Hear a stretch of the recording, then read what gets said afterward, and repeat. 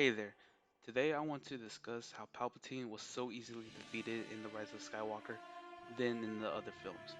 Darth Sidious, Dark Lord of the Sith, is hands down the most famous and arguably the most powerful Sith to have ever lived. So powerful, in fact, that he has survived two attempts on his life. One in his battle with Mace Windu, second when Darth Vader then redeemed Anakin Skywalker, threw Palpatine down the reactor. Which begs the question, in The Rise of Skywalker, why did Palpatine die so easily in his battle against Rey? He's been hit with his own Force lightning before, why did he die this time? In Revenge of the Sith, after Mace Windu defeats Palpatine, Windu tries to go for the final blow. As a last resort, Palpatine uses Force lightning to push off the attack. Windu reacts with a technique known as Force deflection. We've seen this technique used all the time by the Jedi and Sith to reflect blaster bolts.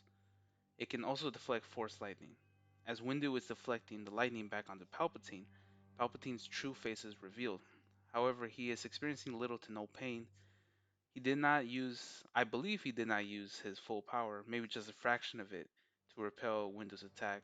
We just know that it was not enough to have killed him. However, in Episode 9, he dies by his own power. In The Rise of Skywalker, in his final battle with Rey, Rey receives power from the past Jedi in order to defeat Palpatine.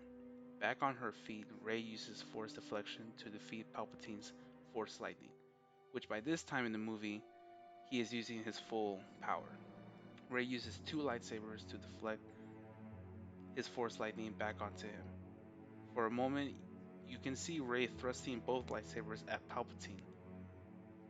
In this moment, I believe that Rey was able to absorb and repel Palpatine's own Force lightning at a much greater intensity.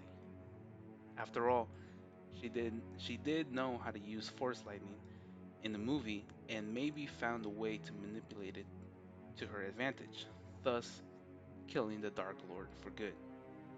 This is just my theory, and I think that this one is plausible. I say that because from what I'm seeing on screen, she took Palpatine's own power and used it against him, with no training at all. Maybe as the past Jedi are speaking to her, they pass on their training and knowledge to her. Maybe that's how she knows how to deflect Force lightning, but these are just my thoughts. Anyway, thank you so much for watching, and with that said, may the Force be with you.